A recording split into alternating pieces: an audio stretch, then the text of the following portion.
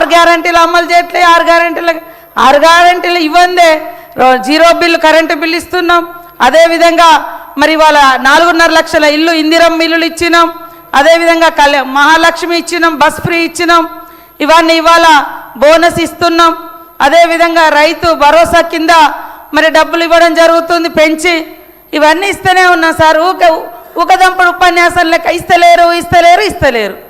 1-2 ఉన్నాయి, ఇస్తాం తప్పకుండా.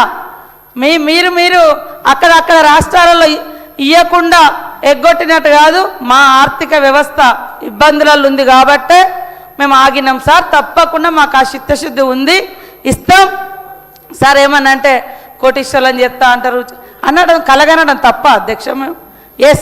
మేము మా గవర్నమెంట్ వచ్చినాక 4,70,000 మందిని మరి వాళ్లకు చిన్న చిన్న బిజినెస్లు పెట్టిస్తే వాళ్ళు ఒక వ్యాపారవేత్తలుగా తయారవుతున్నారు అధ్యక్ష.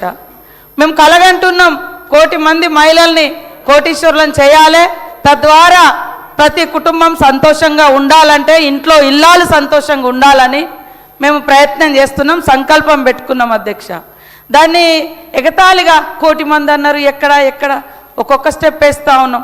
గతంలో మొత్తం 10 ఏళ్లలో 1,15,000 కోట్లు ఇస్తే మేము ఇప్పుడు ఈ 2 సంవత్సరాలలోనే దాదాపుగా మరి మేము 57,000 కోట్లు ఇవ్వడం జరిగింది. ఆ వడ్డీ కూడా ఇంకా చెల్లించేది ఉంది, చెల్లిస్తాం. నెక్స్ట్ బడ్జెట్లో కూడా మహిళల వడ్డీలకు సంబంధించి 2,500 కోట్లు పెట్టినాం, వడ్డీ డబ్బులే, అవి కూడా ఇస్తాం అధ్యక్ష. ఇక నెలవారీ పెన్షన్ సంబంధించి కావచ్చు, రైతుల నెలవారీ పెన్షన్ ఎడిపోయింది అధ్యక్ష. బీజేపీ వాళ్ళు అన్నటువంటి మరి హామీ ప్రతి అకౌంట్లో కాలాదాన్ లాతాము అకౌంట్ మే ఏమంటారు వేస్తామని అన్నారు సార్. ఏది సార్ 12 సంవత్సరాలు అవుతుంది, మేము వచ్చి 2 ఏళ్ళు అవుతుంది అధ్యక్ష. మేము వచ్చి 2 ఏళ్ళు అవుతుంది. సంవత్సరానికి 2 కోట్ల ఉద్యోగాలు ఎక్కడ పోయినాయి అధ్యక్ష? మేము వచ్చినాక దాదాపుగా 70,000 ఉద్యోగాలు మరి మేము ఇవ్వడం జరిగింది అధ్యక్ష.